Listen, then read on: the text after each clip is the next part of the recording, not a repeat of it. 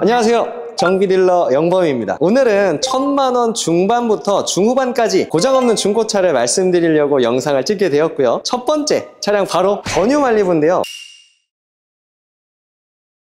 더 뉴 말리부는 차량 평균 가격이 1,500만원에서 1,800만원 정도로 가성비가 있다라고 느껴지는 차종입니다. 이게 올뉴 말리부랑 달라진 점은 거의 없어요. 외관에서는 조금씩 달라지고 실내도 달라지긴 했는데 차주분들이 아니라면 눈치채지 못할 정도로 큰 차이는 없습니다. 하지만 이 차량은 엔진이 달라졌는데요. 3기통입니다. 1.35 터보 엔진이라고 불리긴 하는데요. 중형 세단에 모닝이랑 똑같은 3기통을 박아놓으면 어떡하냐, 이걸 누가 사냐 하시겠지만, 더 뉴 말리부 1.35 엔진이 출고하고 나서 이제 5년 정도가 지난 차량들이 많습니다. 엔진 미션 보증 기간이 이제 끝나가는 시점이긴 하지만 차주분들의 불만 없이 계속 운행이 되어 온 차량이기 때문에 추천을 드릴 수 있을 것 같아요. 이 차량의 신차가는 거의 풀옵션급이라서 3,200만원 정도인데요. 일단 실내에 들어와서도 옵션이 상당히 많습니다. 아까 스마트 크루즈 컨트롤이 있었기 때문에 차선 유지 보조도 같이 들어가 있고요. 그리고 사이드 미러를 보면 후측방 감지 센서, 메모리 시트부터 전동 시트, 풀옵션급 차량이기 때문에 통풍 시트도 들어가 있고요. 카플레이랑 안드로이드 오토가 가능한 순정 내비게이션이 들어가 있습니다. 쉐보레라서 아쉽지만 전자 파킹은 있어도 오토홀드가 없습니다. 보스 사운드 패키지까지 들어갔기 때문에 옵션은 상당히 풍부하다라고 생각해 주시면 됩니다. 그리고 이 차량은 5년에 7만 킬로밖에 주행을 하진 않았는데 반 정도가 떨어졌어요. 그럼 사고차 아니에요? 성능 기록부상 철판 부위는 크게 건든 게 없다 라고 나와 있는 완전 무사고 차량이기 때문에 소나타 K5급이랑 비교를 한다면 엄청난 감가율을 보여주는 차량입니다. 쉐보레라서 잔고장은 없지만 노후화로 인한 고장이 찾아온다면 수리비는 조금 비쌀 겁니다. 그만큼 같은 금액대에 좋은 연식 키로수를 가져가고 옵션을 가져가는 이점이 있기 때문에 충분히 메리트가 있다라고 생각을 하고요. 올뉴 말리부까지는 리어 너클 고질병, 브레이크 등 깨짐, 트렁크 누수, 큰 비용이 지출이 되는 고질병도 있겠지만, 더 뉴 말리부는 올뉴 말리부의 차체를 개선을 해서 그대로 가져온 모델이기 때문에 고질병은 없습니다. 그래서 이 중형 세단을 1000만원 중반대에서 후반대까지 보시는 분들에게는 강력 추천드릴 만한 차량이에요. 이게 옵션 등급도 여러 가지로 나뉘는데 그 중에서 전방 추돌 방지 보조만 있는 게 있고요. 스마트 크루즈까지 있는 게 있기 때문에 꼭 잘 확인해 보시고 구매를 하셔야 됩니다.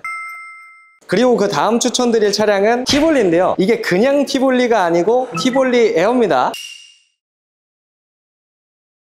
연식 키로수가 좀 많이 적어서 고장률이 많이 낮다라고 생각해 주시면 좋을 것 같습니다. 티볼리 에어가 이 트렁크 공간만 두고 따지고 보면 스포티지랑 투싼 준준형 SUV랑 급이 비슷하다라고 생각을 하긴 합니다. 대부분 사회 초년생 분들이나 첫 차로 구매하시는 분들이 많이 찾으시는 차종 중에 하나예요. 그리고 이렇게 2열 시트를 눕히게 되면 차박도 어느 정도 가능한 SUV다 라고 생각을 해주시면 되고요. 동급 소형 SUV들 중에서는 현대기아로 넘어가기에는 DCT 미션이 들어가 있는 호나랑 셀토스가 있기 때문에 큰 고장 없이 무난하게 탈 수 있는 차로 추천을 많이 드리는 편이고요. 티볼리도 물론 16년, 17년식은 헤드가스켓 누유 문제도 있고요. 에어컨 컴프레셔가 잘 고장나서 50만원 정도 하는 수리비가 나오는 경우도 있었지만, 연식이 지나면서 개선을 또 거듭해서 요즘 나오는 티볼리는 고질병이 많이 없다라고 생각을 해주시면 좋을 것 같습니다. 이 차량은 소형 SUV이지만 옵션이 그래도 많이 들어가 있는데요. 버튼 시동, 카플레이가 가능한 내비게이션이고요. 그리고 열선 시트, 열선 핸들, 차선 이탈 경보장치, 전방 추돌 방지 보조, 대부분 소형 SUV에 들어가는 옵션은 구비되어 있다라고 생각을 해주시면 됩니다. 쌍용이라고 해서 옵션이 안 좋은 건 아니니까요. 구매 목록에도 한번 찜해 놓으시는 걸 권장을 드릴게요. 그리고 이 차가 20년 10월 딱 이제 4년 됐고요. 7만 1000km 주행하고 1,530만원입니다. 어느 정도 옵션도 있고 연식 키로수도 좋은데 꽤 가성비가 있어 보이죠. 1000 중반 정도로 코나나 셀토스를 또 가게 되면 옵션이 없거나 사고 차거나 이런 식으로 좀 안 좋은 조건으로 빠지기 때문에 확실히 같은 금액대에서 연식 키로수가 좋아지면 아무래도 고장 확률이 낮아질 수밖에 없겠죠. 그리고 이 차량은 4년에 7만 킬로 정도 주행을 한 거기 때문에 제조사 보증도 아직 1년이 남았습니다. 그래서 중고차 구입하시고 나서 문제가 생기면 어떡하지라는 불안감을 해소시킬 수 있는 차량인 거죠. 제가 사면 감가 많이 되는 거 아니에요? 이 차량이 지금은 1,500만원대지만 3년 지난다고 해서 500만원이 되진 않아요. 감가가 한번 훅 떨어지고 나서부터는 천천히 떨어진다라고 봐주시면 됩니다. 대신에 아무래도 신차로 구입을 생각하시는 분들이라면 감가도 생각을 해주셔야겠죠. 신차에서 4년에서 5년 정도 지나게 되면 감가가 좀 많이 이루어지니까 이런 부분도 구매하실 때 참고해 주시면 좋을 것 같습니다. 쌍용차를 구매하시는 분들은 주의하셔야 될 게 한 가지 있는데요. 내비게이션 인포테인먼트 시스템인데 아무래도 현대기아는 자체 내비게이션이기 때문에 안정화가 좀 잘 돼 있어요. 빠릿빠릿하기도 하고요. 쌍용 같은 경우는 자체 내비게이션이 아니라 다른 내비게이션 회사랑 협약을 맺어서 갖다 쓰는 거거든요. 여기서 발생되는 문제점은 카플레이가 잘 되지 않는 경우가 많아요. 핸드폰이랑 USB USB 선을 연결할 수 있는 케이블을 가지고 한 번씩 꼭 확인을 해보셔야 돼요. 한번 연결했을 때 많이 연결이 끊긴다거나 연결이 안 된다거나 또는 통화를 했는데 마이크 송출이 안 되고 이런 경우가 간혹가다 있기 때문에 꼭 확인을 해보셔야 돼요. 소프트웨어 업그레이드도 있지만 자체 내비게이션이 아니기 때문에 업데이트를 받아도 문제가 해결이 되지 않는 경우가 많다라고 하더라고요. 엔진이나 미션 쪽에 큰 고질병은 없지만 중고차 보실 때는 케이블 하나 구비를 해보셔서 확인해 보시는 걸 권장드리겠습니다.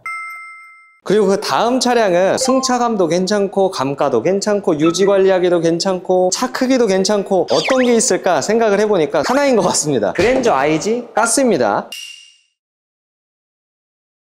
그랜저 IG의 엔진 라인업 중에서 뭐 디젤도 있고 6기통 가솔린, 4기통 가솔린, 뭐 하이브리드, 가스 이렇게 있지만 제가 봤을 때 가스차가 고장률이 가장 적었습니다. 아무래도 6기통이기 때문에 유지비는 좀 더 들어가겠지만 그래도 아직까지는 가스가 좀 더 저렴합니다. 가솔린도 유류비가 많이 내려와서 1,600원 1리터를 넣었을 때 대부분 9km 정도 평균 연비를 보여주고 있고요. 가스는 지금 1리터당 950원 정도 하는데요. 7.5km 정도 가는 평균 연비더라고요. 그런 걸 계산을 해봤을 때 가스가 조금 더 가는 주행거리를 보여주고 있습니다. 고질병이 하나 있기는 합니다. 체인카바인데요. 작업 편의성이 그렇게 좋지 않은 부위라서 만약에 문제가 있다면 수리 비용이 좀 나올 수 있습니다. 이 차량은 제가 보니까 볼트 풀린 흔적도 다 있고 실링도 깔끔하게 좀 새 거인 것 같더라고요. 체인카바 수리를 한번 한 것 같고요. 체인카바를 보실 때 같이 볼 수 있는 등속 조인트가 보이는데 이 차량은 등속 조인트도 교환을 해놓은 것 같더라고요. 그리고 혹시나 이미 타고 계신 분들이라면 저번 영상에서 말씀드린 택시 복지센터가 있으니까요. 저렴하게 수리를 하실 수가 있겠죠. 참고해 주시면 좋을 것 같습니다. 이 차량이 가스다 보니까 트렁크를 열게 되면 가스통이 안녕 하고 이제 반겨줍니다. 가스통이 생각보다 상당히 커요. 패밀리카로 쓰시는 분들, 유모차를 넣어야 되고 또는 짐을 많이 실어야 되는 분들에게는 적합하진 않습니다. 많은 분들이 가스통이 있는 차량들의 트렁크 내부가 공간이 얼만큼인지 알지 못하신단 말이에요. 직접 한번 보시고 내가 트렁크를 사용할 만한 공간이 있는지, 내가 실어야 되는 짐이 실릴 수 있는 공간인지 꼭 한번 확인을 해보시고 구매를 하시면 되고요. 그리고 일반적으로 가솔린이나 디젤은 셀프 주유소가 요즘에는 너무나도 많잖아요. 12시가 넘고 새벽 2시에도 주유를 셀프로 할 수 있는 환경인데 가스 충전소는 거의 99%의 충전소가 직원분들이 나와서 충전을 해주는 시스템이에요. 보통 밤 10시가 넘게 되면 가스 충전소의 문은 닫습니다. 심야에 장거리 운행을 많이 하시는 분들은 최악의 단점이 될 수가 있겠죠. 그리고 집에서부터 회사까지 출퇴근 거리에 경유하지 않고 화장실 들리듯이 갈 수 있는 충전소가 있어야 됩니다. 출퇴근 시간은 안 그래도 막히고 짜증나고 힘들고 피곤하잖아요. 근데 그 중간에서 우리 집 뒤에 한 2km 정도만 가면 가스 충전소 있어서 괜찮을 것 같습니다 라고 구매하신 분들의 말씀을 들어보면 충전하는 게 너무 귀찮거나 번거롭다라는 평가가 좀 많아서 아무리 집 근처에 충전소가 있고 회사 근처에 있다고 하더라도 활동 반경 내에 돌아가지 않고 그대로 쭉 가면서 잠깐 들릴 수 있는 정도의 거리에 충전소가 있어야 된다 라고 말씀을 드리고 싶어요. 그리고 이 차량은 가스 차량이다 보니까 옵션이 많이 있는 차량들이 없습니다. 대부분 그랜저에서 깡통이라고 불리는 옵션의 매물들이 상당히 많은데요. 물론 그래도 그랜저이다 보니까 뭐 순정 내비게이션, 뭐 버튼 시동, 일반 크루즈 컨트롤, 통풍 시트, 열선 핸들 이런 정도의 기본적인 옵션은 있지만 그랜저 정도 되면 어라운드 뷰나 헤드업 디스플레이, 썬루프, 스마트 크루즈, 전자 파킹 브레이크 이런 걸 원하시는 분들이 생각보다 많으시더라고요. 가스 차량들은 이런 호화 옵션들이 거의 없기 때문에 매물 고르기가 좀 어려우실 거예요. 나는 유지비가 좀 많이 들어도 옵션이 많이 있는 차량을 원한다 하시는 분들은 가솔린으로 가시면 될 것 같고요. 나는 유지비 좀 적게 하면서 잔고장이 없었으면 좋겠다, 엔진이 좀 더 부드러웠으면 좋겠다 라고 하시는 분들은 그랜저 IG 3.0 가스를 강력하게 추천을 드리고요. 이 차량이 17년식에 9만 킬로 정도 그냥 적당히 주행을 한 차량인데 신차가 대비해서 절반 정도 이제 떨어졌어요. 6기통의 부드러움도 느끼면서 유류비도 절감되면서 정비 편의성 그리고 정비 비용도 절약할 수 있는 다재다능한 차량이라서 추천을 드렸습니다.